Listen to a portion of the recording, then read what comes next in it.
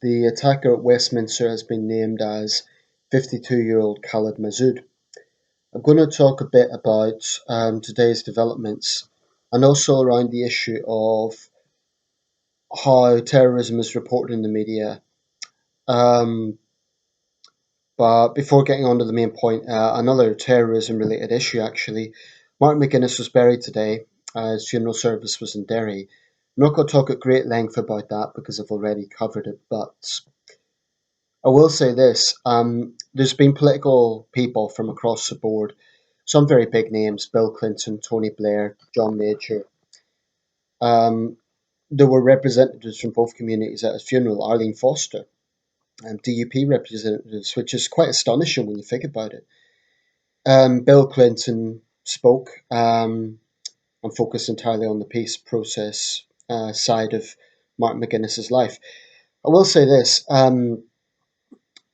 I think most of the coverage has been on that aspect, certainly from the BBC.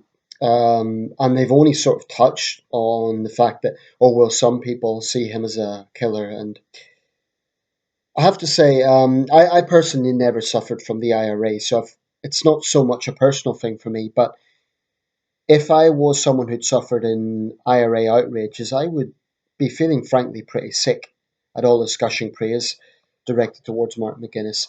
There are those who would argue he only went down that path because he had no other choice to avoid prosecution, as Norman Tebbit put it.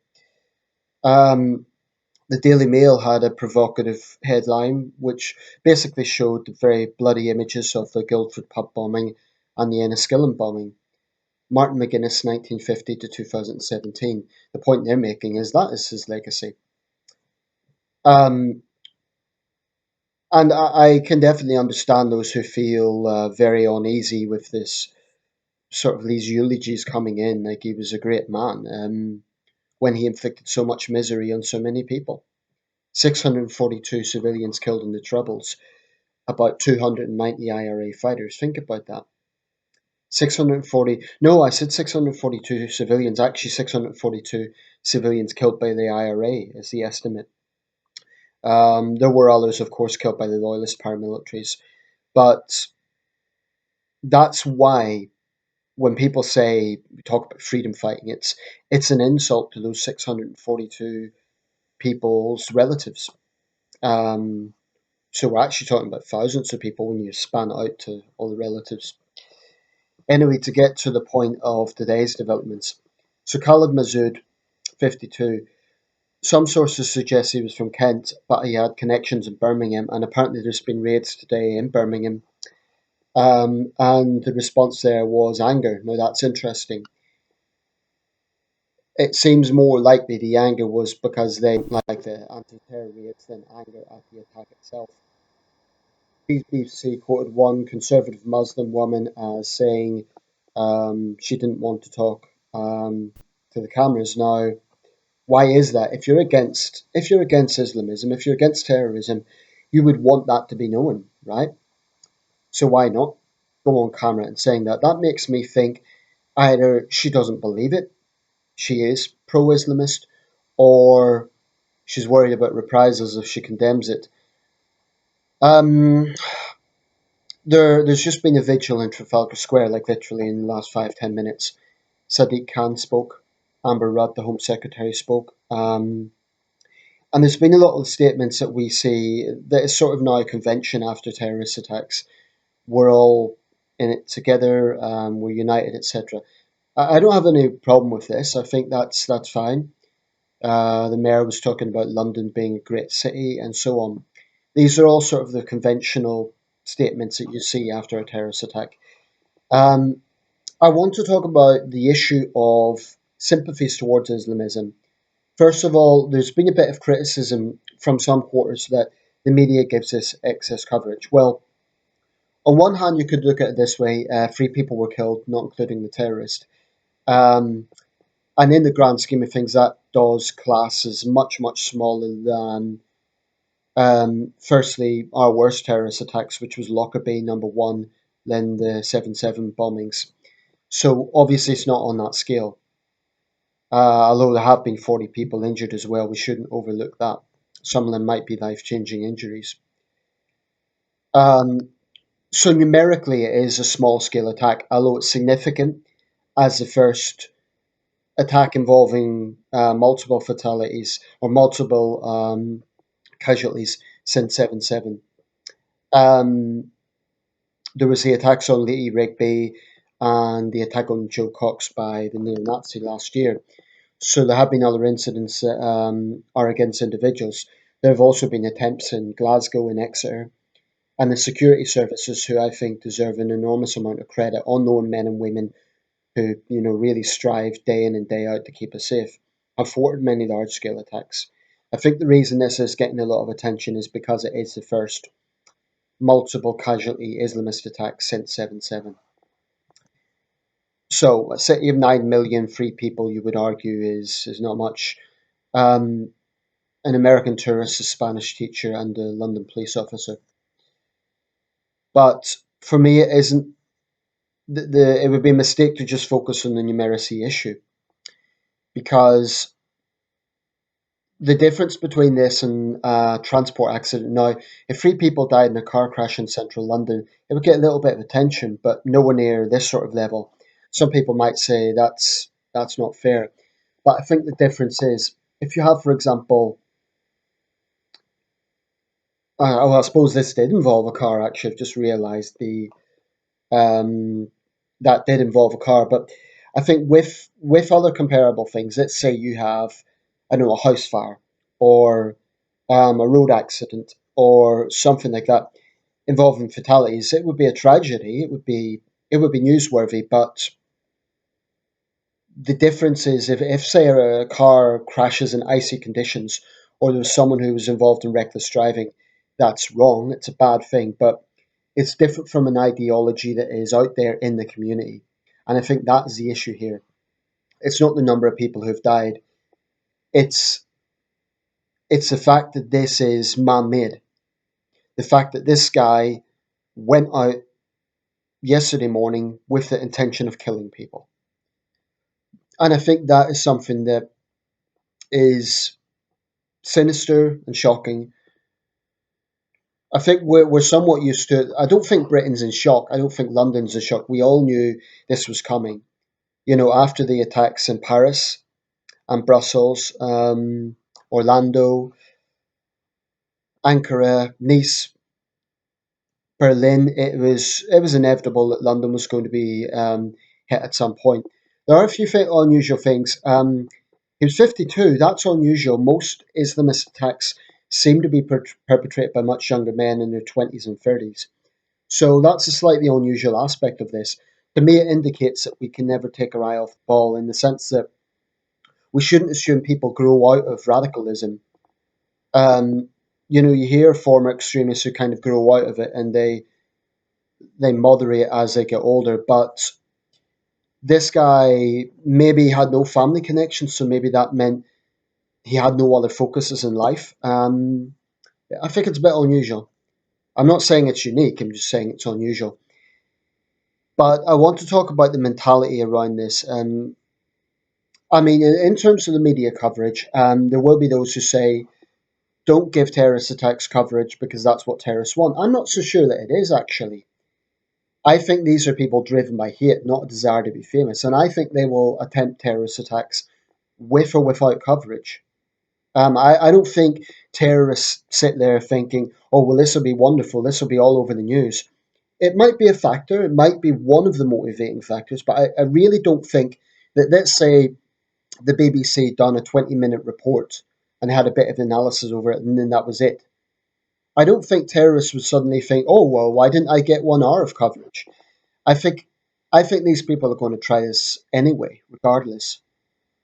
Um, and because it's ideologically based, I think it is different from, say, a construction accident or a road accident or a house fire or flooding, for that matter. Those are all tragedies, but it's a different context. I mean, I'll give an example. 5 men died in a Birmingham construction site. It was either last year or the year before. That got virtually no coverage.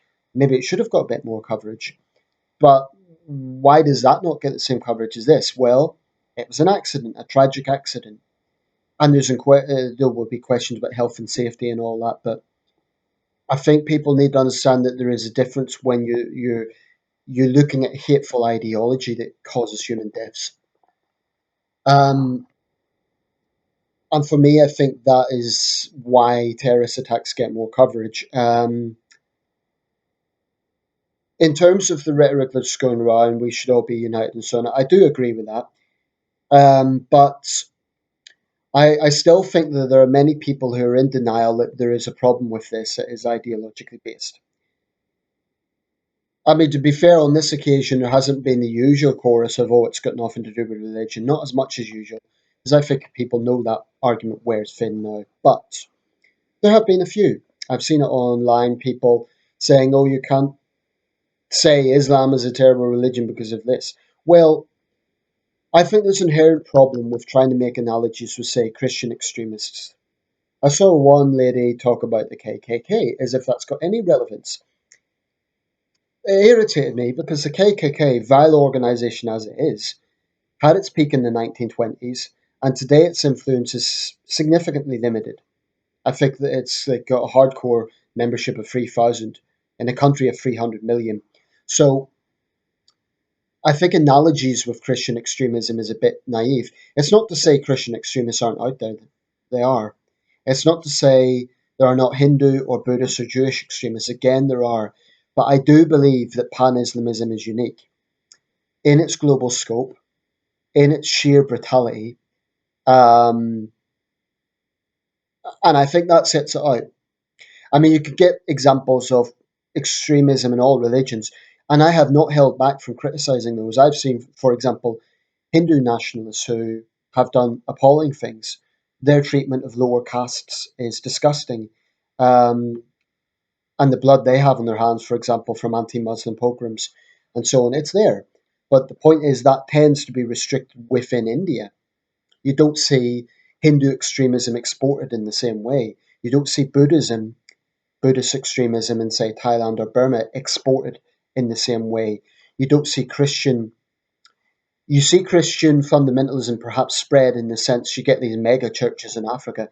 But when was the last time a Christian extremist blew themselves up to kill as many people as possible? There's fundamental differences, I believe. So that's why I think it's unhelpful to make this kind of blanket statement like, oh, every religion has its extremists, because it ignores the fact that there is different context here, there is a different scope. Um, and I think the mentality in Birmingham, I mean, these terror raids. A while back, there was an American, I can't remember if it was a politician or one of the right wing talk shows, said that Birmingham was a no go zone and they got a lot of slack for it. Well, my response at the time was yes, on one hand, it was a pretty sweeping thing to say. Birmingham has far lower crime rates than most American cities. And to dismiss a big city as a no go zone is a bit stupid. But the fact of the matter is, there are pockets of Muslim communities in this country that are openly sympathetic to Islamist ideology. And I think pretending otherwise is just astonishingly naive. And it comes from Muslims, but it also comes from the regressive left. For them, they will condemn hard right groups. They'll have no problem attacking UKIP and Nigel Farage, but they won't acknowledge this. And they'll always kind of downplay it. They'll say, oh, well, every religion has extremists. And they'll try to make out that there isn't something going on here when there so clearly is. That's something I find intolerable. I also find it intolerable with it, that whenever anyone tries to discuss these things, they're immediately labelled an Islamophobe or a racist or a narrow minded person. What's truly narrow minded is when a problem exists and refusing to name the problem for what it is. So, frankly, if you're more outraged by, say, Tommy Robinson than you are by Islamist hate preachers, I would say you have a problem. I'm not saying you should agree with Tommy Robinson. I don't agree with all of his positions, and I don't agree with all the positions of the so called populist right. I mean, Geert Wilders, for example, wants to just ban Islam. That's stupid. It's unworkable. Because even if you did have some sort of law that banned Islam, Muslims would just gather in their own homes. And I think it would be wrong, because it would then be collective punishment of Muslims. So I'm dead set against that. I think it's unworkable, stupid, and counterproductive. Um, but I also think the regressive left mindset is also wrong because they won't acknowledge the extent of this problem. They insist it's just a very, very small minority of people. The problem is it's not a small minority. I think it's quite a sizable minority. And, you know, if you're an intelligent person, you will know that not all Muslims support terrorism. That goes without saying. But the fact of the matter is, there have been polls, for instance, that have been conducted in parts of Birmingham and London indicating that somewhere in the region of 35% of young Muslims are openly sympathetic to this sort of ideology. That's not a small minority, that's a large minority. And I do think too many Muslims are too quick to defend the image of Islam rather than recognizing there is a problem with Islamism. Because I've said this before, it isn't just about terrorism, it's also about cultural values. So you could get someone, for example, that condemns terrorism. It's a very easy thing to do. Even hate preachers condemn terrorism.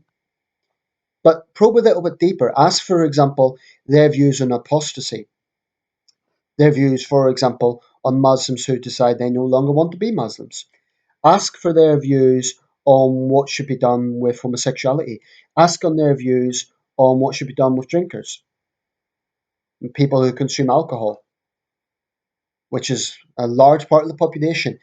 If you probe a bit deeper, you'll see there's actually some very, very extreme views under the surface. So for me, condemning terrorism is anyone could do it. It doesn't really mean anything. Anyone could condemn terrorism. You know, if the BBC done an interview with a well-known radical preacher in London today, he would probably say, "Oh, I condemn what happened," because he doesn't want to be prosecuted. These guys are smart, but you have to probe deeper to see what their ideology really is. And that's the problem I have with the regressive left. Their incredible ignorance, their incredible naivety, because it's all about virtue signaling. They think that they're coming across as open minded by pretending that there is no ideological basis to this. And by humoring the regressive Islamic mindset that there is no problem here. There is a fundamentalist problem within Islam. And saying it's got nothing to do with Islam is nonsense. I mean, we're talking about the context of the UK. If you go to religiously conservative countries like Pakistan, now it's got 180 million people. I'm not going to generalize, but you will find pockets there. Not pockets. You will find sizable chunks of the community in a country like Pakistan that are openly okay with an adulterous rape victim being stoned to death. Look at the mob mentality that so often occurs against anyone accused of blasphemy. You cannot on one hand, acknowledge that these are problems, then pretend that there is not an ideology out there that is sympathetic to Islamist violence. And for me, it isn't just about terrorism; it is also about cultural assets, cultural values, I should say. Um, I take the view that if someone chooses to isolate themselves from the country that they're in by choosing to stand out in such a way that is a political statement. Say, for example, women who wear the niqab. That's that to me is a problem. I'm not saying that's directly linked to terrorism, but again, anyone who talks about that is silenced because they're accused of being bigoted towards Muslim women. Except that most Muslim women don't wear the niqab, so it's a flawed argument. As far as I'm concerned, the niqab is a political statement, and I think those women who choose to wear it are saying we are choosing to stand out. We're polarizing ourselves from the wider community. I do believe it's a political statement more than just, if you wear a t shirt saying, I don't know, fuck the conservatives, it's a political statement. I see the niqab as a political statement. Okay, I'm going to round this up. To be honest, I sometimes would like to go down the easy road. I would like to go down and say, oh, let's all just join hands and we're all united and so on. That is important, but I also think there has to be honesty around this. And I think there's things we could do. Say, for example, where there is any indication that there might be Islamist ideology being allowed in a mosque, I believe, for example, there could be practical steps taken. Mandatory sermons in English. That way, you know, very few people in Britain speak Arabic. So if there is hate preaching going on, it's abundantly clear because it's in English. Therefore, it's much easier to police. No doubt civil libertarians would talk about the need for freedom of religion. Well, I defend freedom of religion to an extent. But if you have a situation where there's clearly fundamentalist ideology prevailing in a particular mosque, you have to look at the greater implications. I do think such mosques should be given an ultimatum. Either hand over Islamist sympathisers in your midst, stamp it out, show that you're stamping it out, or you'll be closed down. Now, to be fair, many mosques have taken action. Many mosques have expelled their more extreme aspects, and I commend them for that. It's important. And I don't support the Vilders approach of just closing down all mosques. I don't think it will be workable. But we do have to be assertive in a way that goes beyond simply kind of politically correct statements like we're all united and so on. It's kind of the standard procedure now, and I'm not saying there's anything wrong with that, but on its own, that's meaningless. We also have to all be vigilant. If, for example, you're in London, you notice someone acting suspiciously, do report to the police. Don't hesitate, because the risk of being embarrassed because you've made a mistake is not as bad as the fallout from if you don't act and then it turns out to be a suicide bomber. Although I would say that that rapid transit method that terrorists use is now being because after Madrid and London, I think security on transit systems improved. So this approach of using a vehicle is a new thing. Of course, it's very difficult to regulate that because you can't just ban every vehicle in London. Anyway, those are some thoughts. If you are a Muslim, I would hope that you would recognize a lot of what I'm saying, because it shouldn't be a case that people always have to add that caveat, but not all Muslims. That should be common sense. But we should stop being politically correct around this. And I'm not saying that there isn't a need for a unity. I'm not saying that there isn't a need not to tap in to divisive language, but being honest is not being divisive. Thanks for watching.